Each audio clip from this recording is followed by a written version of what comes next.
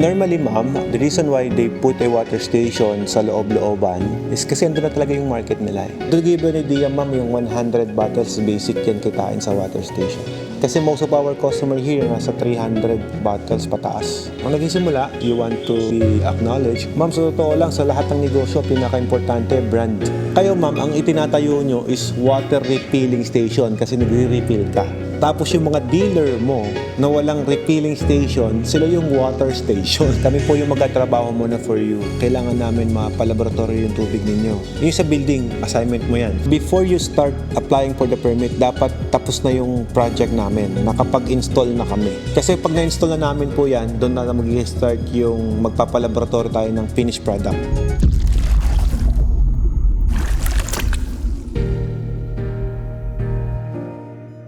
Pag-usapan natin ngayon, it's water station. Sa water station po, saan nyo po ilalagay? Isabela? Sa Isabela. Marami na tayong competitor doon sa Isabela, right? Medyo malaki din naman yung area kasi dalawang town. Napagitnaan siya ng dalawang town.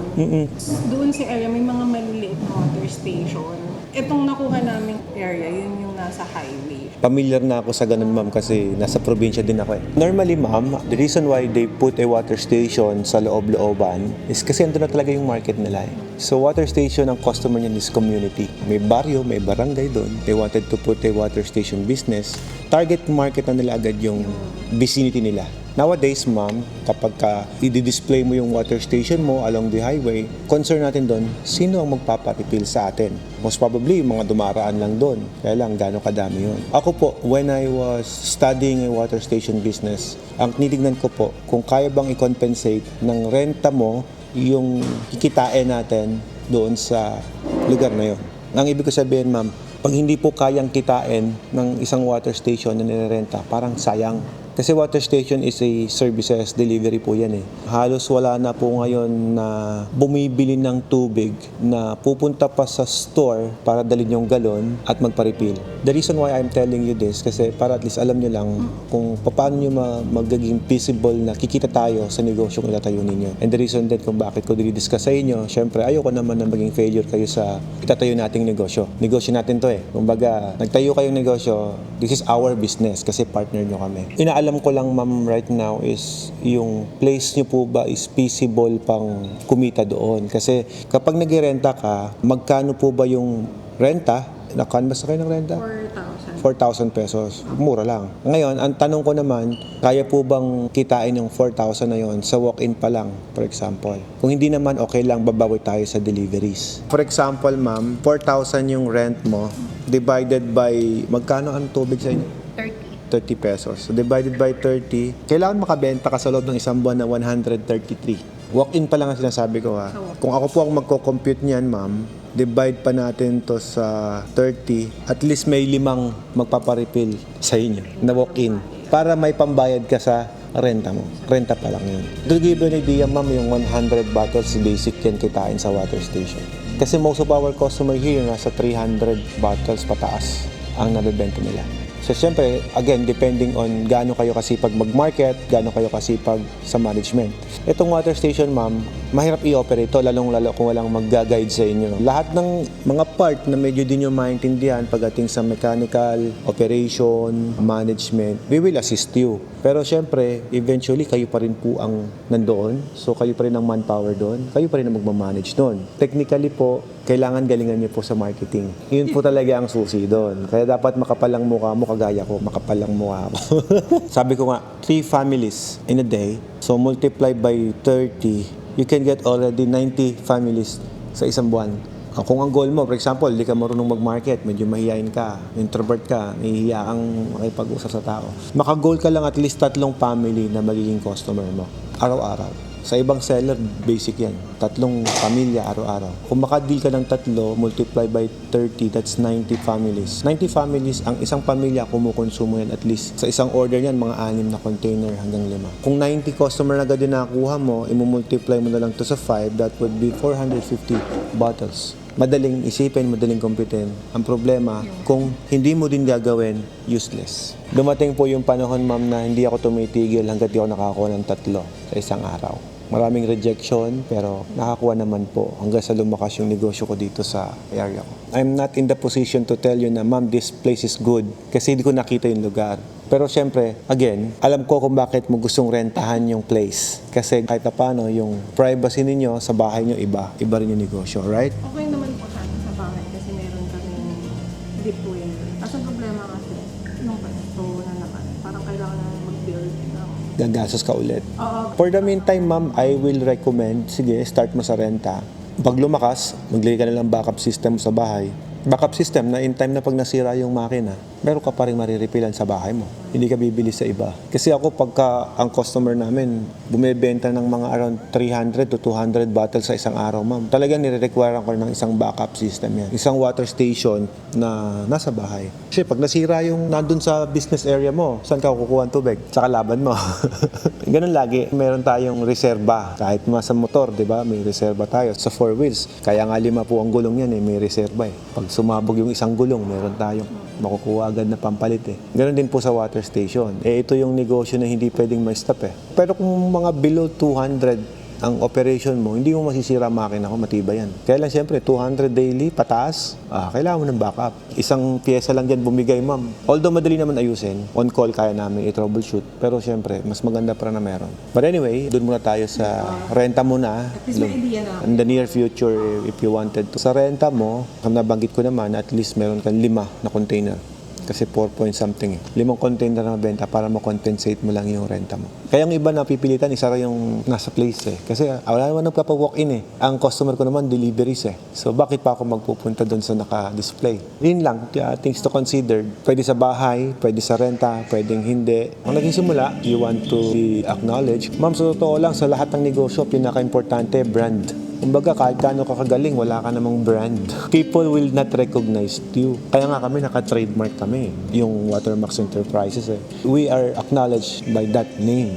Kung i-display mo sa area mo, okay yun, maganda. All we need to do is, syempre, gandahan mo na rin. Ang problema lang, ma'am, ito yan. Pag nag-renta ka kasi, pinapaganda mo yung property na hindi naman sa'yo. Whatever na improvement na gawin mo doon, at nakalagay din sa kontrata nyo na tumataas din ang renta niya every other year o every year. Pakibasa yung part na yon. Kasi pag the time na hindi mo na kaya yung renta, that is the time na papasok na si owner na siya na yung magtatayo. Nangyayari po yan. Let's face the reality, ma'am. May client ako, I don't want to mention, she already selling 700 bottles daily. Ang lakas na, may laundry pa. After 6 months, bumili agad sa akin ng laundry. Diba? Pinaalis siya. Nung nakitang full bloom na yung tubigan niya, ang renta niya 60,000 ba? Ganda ng market. Yun yung sinasabi ko. Sabi mo kasi nasa province ka eh. Very promising yung space na nirerentahan mo. Pero pakibasa mo yung contract nun. Baka nakalagay doon na after ilang taon, ganito na yung i-increase yan. Kasi tumataas ang amilyar ng mga landowner na yan. So, technically po, reasonable naman yung sa kanila. Kasi tumataas po yung value ng property. Kasi lalo kung may business na itinayo doon, tataas yung value nun. Siyempre, natural, tataas din ang renta mo doon. Normal yon. Ang problema mo nga lang doon, kung kaya pa bang kitain ng negosyo na ganun. Kaya sabi ko nga, lagi may backup. Nandun lang naman yung bahay mo, nandun lang naman yung area na pakilala mo na rin yung may upcoming branch ka. But anyway, for the good start, okay po na magrenta po kayo. Kasi unang-una, hindi ka magpapa-structure ng basal. Malaki rin kasi ang gastos. Establishment pa lang po, gumagastos tayo ng around 200,000 pataas. Ngayon kasi mahal po ang bakal, mahal ang semento, mahal ang labor, mahal ang materyales. So medyo mahal ang gastos when you are going to establish a new building. Pero kapag renovation, umaabot tayo ng 70,000 to 100,000. Renovation lang yun. Kasi magpapasalamin ka, magpapatiles ka, magpapagawa ka lababo. Kaya nga nakalagay sa contract niyo ng owner, whatever na dinevelop mo doon, it will stay. Kasi ayaw din naman yung patibag yun. Masisira yung property niya. Ayun nga po din yung isa namin pinag-iisipan kasi yung bahay namin, may tindahan naman talaga yun. Nadagdagan mo na lang ng konti, buong building na, no? Kung meron ka mga tsuhin-tsuhin doon na gagawa ng simple, kayang-kayang itayo yung tubigan doon sa property mo eh. Nag-ikot-ikot din kami doon sa lugar. Nag-survey May kayo. mga resident din talaga na Parang nagbebenta pa ng galon kasi walang water station. Hindi siya water station. Yung parang Dealer. Water station na ngayon. Hindi nga lang refilling. Ang tawag po doon is water station. Ang tawag po sa'yo is refilling station. Diyan nami-mislook yung mga customer eh. Di ba? Kayo ma'am, ang itinatayo nyo is water refilling station kasi nagre-refill ka. Tapos yung mga dealer mo na walang refilling station, sila yung water station. Sa negosyo naman po ganito yan. Kailangan lang po, ayan, napag-aralan nyo na, meron kayong feasibility study, you do your assignment, nag-survey na kayo, itry nyo po. Ngayon, pag maganda, edi, na-improve me na, well and good. Pero pag hindi maganda, medyo nahihirapan talaga. Pero what is 4,000 na renta? Ang liit nun. Eh sabi ko nga sa'yo, yung client namin, 60,000 ang renta. Nangihinayang pa siya na paalisin siya doon. Kaya lang wala siyang magawa. Eh kahit 80,000 daw, kaya niyang rentahan. Sa laki ng benta niya. So within 6 months, ma'am, laundry agad ang tinayo eh. Kasi may mga clients kami, ma'am, ito somewhere in Palawan, sample ko lang. Bumibenta ng 17,000 daily yan. Yung sa kanila kasi iba-iba ang presyo nila eh, kaya medyo mahirap i-compute eh. Meron 35 pesos kasi sa kanila, may 40 pesos sa kanila kasi tourist spot eh. Umaabot sila ng around 700 hanggang 1,000 container. Compute nyo lang kung magkano yun, kung ilan yun. Anong machine?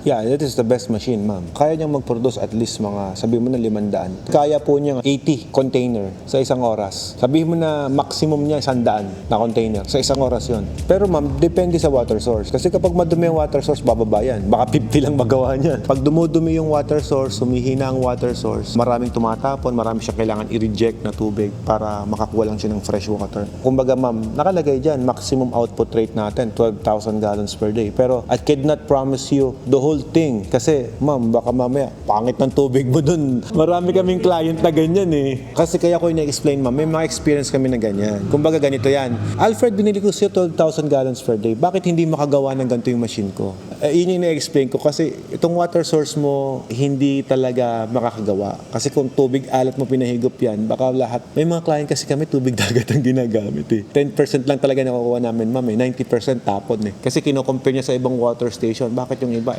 Parehas ba kayo ng water source? Yun ang next question dun eh. Parehas ba kayo ng water supply?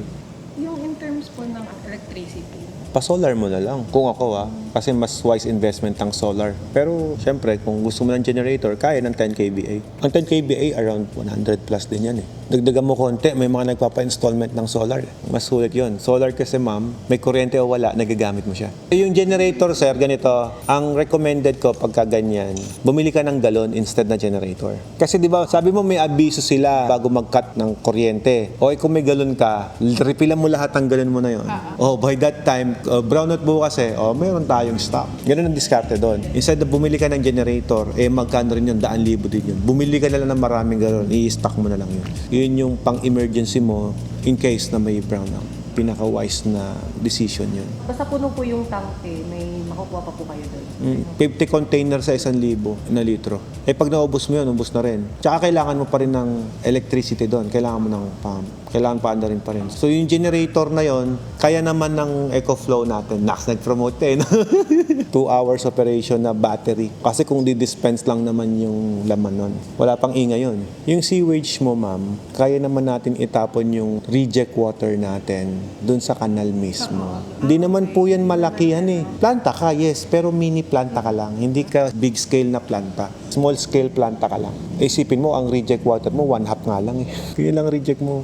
Pwede ka magpahukay doon na parang balon. Pwede mo itapon doon yung tubig mo kung wala pa sila talagang sewage. Pero usually yung mga reject water namin, ginagamit pang hugas din ng container yan. Malinis naman kasi yun. Filtered water yun, ma'am eh. Pangit lang kasi yung term nila eh.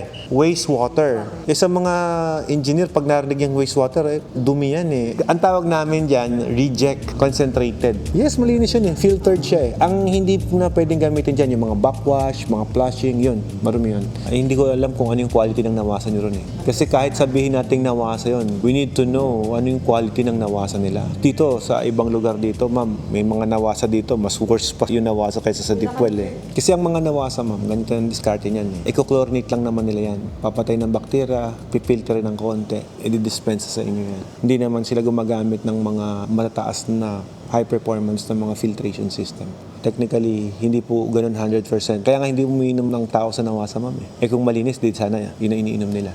Okay, ang process po kasi niyan talaga ganito. Kami po yung magkatrabaho muna for you. Kailangan namin mapalaboratory yung tubig ninyo. Yung sa building, assignment mo yan. Hindi yan namin trabaho. But we will give you building layout design and then we will assist your contractor kung ano yung mga dapat na iabang niya ron at gagawin niya. Kaya dapat talaga may collaboration na tayo before mag-start ng building. When we get the water source, ipapalaboratory namin yon, didesign namin yung machine mo. Before us to do that, kasi lahat po yan may gastusin, we will request for the 20,000 pesos reservation. Yun lang, maliit lang ang reservation namin. Note ko lang din na ang reservation is non-refundable. That's because gagamitin po natin for contract signing, for the documentation natin, and for water testing. Kumbaga, may mga gastusin na tayong gagawin. Tsaka yung mga layouts po, nasa inyo na rin. The 20,000 goes, boom, wala na. Naggastos na natin yun. Pero ibabawas yun sa package. Kumbaga hindi naman namin kinuha yun. Pero nyo pa rin yun. Here's a good news for you, sir. Our reservation walang expiration. Kahit next year mo pa siya i-start, kahit 10 years mo pa siya i-start, as long as andito pa kami, pera mo yun. Hindi kami nagpo-perpit ng reservation. It's a reservation for you. Pero hindi mo siya ma-refund. Ibabawas ko lang yun sa package na binili mo. Huwag naman 10 years from now. Hindi naman siguro 10 years yan, sir, di ba? Sa down payment naman, when we proceed the down payment, doon na tayo papasok sa yung kontrata natin, establish natin yun, tapos yung machine mo, ini-start na rin namin gawin yun. Kasi pag in-start na po namin yung machine, ma'am, lahat po kasi yan, i-unbox namin nakabox lahat kasi yan. Siyempre, kapag in-start na namin yan, maalikabukan yan pag tumagal. Ang leading time lang po namin dyan is 35 working days. So technically, around 2 months waiting po tayo dyan. Kumbaga, nagbayad ka sa akin ng reservation, so wait us 2 months bago ma-deliver yung machine mo. Marami rin kaming tatrabahuhin na mga water testing nyo nga. Tapos habang iniintay na rin natin na matapos yung building ninyo, sakto po yun. And it's a good start kasi lalagpasan mo na yung ghost month bago ka makapag-start ng negosyo. Sabi sa Pong Soy, swerte daw yun. Kahapon kasi Chinese yung mga client ko no? September nila gusto. Tapos ma'am, ganito, since meron ka ng hawak na kontrata, notaryado na tayo, andun na yung ID ko, andun na yung ID mo, I think may tiwala na rin naman kayo sa amin. Tsaka kami naman, meron kayong pinanghawak ng kontrata kasi you could do online. Bank transfer na lang kayo para hindi na kayo babalik. Kasi ang layo Para ma-save ka lang, reservation lang muna. Ngayon, ma'am, ganito. Since establish natin yung contract, may hawak na kayong copy, meron na kayong layout, start nyo na yung whatever na gusto nyo. Yung sa amin naman, ma'am, since hindi pa tayo kumpleto sa down payment, ma'am, yung machine mo, hindi pa namin i-start gawin yun. Kailangan makumpleto mo yung down payment bagoumi-start yung 35 working days period mo sa akin after the 50% down payment. Kasi ma'am, ayaw kong i-unbox yung mga nandyan na gusto ko i-deliver sa'yo ng fresh yung unit. 35 working days pa yun, so mga September na. Sabay po tayo nun, pwedeng yari na yung building ninyo. Total, yari naman renovation yung gagawin Tapos yung payment ninyo, bank transfer. Huwag po sa pangalan niya ha. Kasi yung mga deposit nyo na yan, ma'am, i-attach po namin sa contract namin yan. Katunayan na at this time nabuo na yung down payment ni ma'am. Process na natin yung pag-build ng machine. Ang reason naman kung ba't ganon, para hindi ka pabalik-balik kasi ang layo mo. Before you start applying for the permit, dapat tapos na yung project namin. Nakapag-install na kami. Kasi pag na-install na namin po yan, doon na mag-start yung magpapalaboratory tayo ng finished product. So pagka pumasa yung finished product natin, walang bacteria, walang contamination, pwede na tayong mag-apply ng permit. Sir, ganito ang solution natin. Kung papayag si landowner, di ba probinsya naman yan? Di ba may kilala kayo sigurado na gumagawa ng mga patubig sa bukid? Di ba nagbabaw na isang tubo yan tapos nakakakuha ng tubig? Kung mayroon kayong kakilala na gano'n, na makukontak na gano'n, magpabaon kayo kahit isang tubo. Tapos lahat ng reject water itapon mo dun. Kahit anong gawin mo, hindi mo kayang punuin yun. Alam mo sir, yung ginagamit nila pampatubig sa palay, minsan isang tubo at kalahati yun Depende sa geographic area ninyo. Kung may malalim ba na water source or mababaw. So ang reason, itatapon mo yung tubig mo para hindi siya mag-settle down sa ibabaw ng surface ng land. Kasi yun ang ayaw natin makita na mayroong tubig sa ibabaw. So what you could do is itapon mo siya doon sa unconfined aquifer sa ilalim ng lupa. Kahit anong gawin mo, hindi mo kayang punuin yun. Kasi parang may river yan sa ilalim. Yun po yung pwede nating option. That is your reject water. Huwag mo nang haluan, sir. Kasi kapag hinaluan mo yung reject water mo, for example, yung tinatapunan natin na yun, naglagay ka ng pinaghugasan na may sabon, pag doon mo tinapon yun, mababypass mo yung filtration sa ibabaw ng lupa. Pag na-bypass mo yun, dudumi po yung aquifer mo, yung ilalim mo. So the best thing to do is pour your reject water, doon lang siya para hindi lang siya mag-flood sa ibabaw. Pero yung mga naghugasan ng bote, yung mga may sabon, I recommend na sa kanal na lang yun. Total, hindi naman kayang paapawin yung kanal mo nun eh. Nakita ko may kanal naman yung ano eh. Kasi yung mga ganyang establishment, hindi rin papayag ang munisipyo na bigyan ng occupancy permit yan nang wala silang kanal. Opo, may kanal yan. Kasi munisipyo mismo magbabawal sa kanila bigyan ng operational permit yan eh, kung wala silang kanal. Kami nga dito, bago ka bibigyan ng occupancy permit, nagpagawa pa kami ng sarili naming kanal, ang laki. Yun nga lang, hindi rin gumagana kasi bukid po kami. Kami, naglagay kami ng kanal pero natakpan din. Pero pwedeng hukayin. Sir, sementado yon. Kanal yan nandyan, no? Pero nag-a-comply kami just to give us the permit. Na ito, nagpagawa kami ng kanal. Pagdating doon, sir, sa tapon ng tubig, hindi naman big issue yun kasi sabi ko nga kay ma'am, 1/2 lang naman yung tinatapon nating tubig. Pag cube, ito, yung maliliit. Pag tube, yung malalaki. Pag may butas sa gitna, yun yung tube. Malaki na makina nun. 1 tonner pataas, puro tube yun. Kapag ka naman cube, ito yan. Kung gusto mo naman half moon, yung maarte, maliit lang yun. In-offer ko din si Ma'am ng laundry. Oh, laundry the best partner niyan. Tsaka ang ganda ng pwesto mo eh. Nasa highway ka pala. Medyo nagka-idea lang ako nung pinakita mo ng ganun yung area eh. Kung ako ma'am, unahan mo na sa laundry. Kasi hindi lang ikaw ang mag-iisip na maglalagay niyan eh.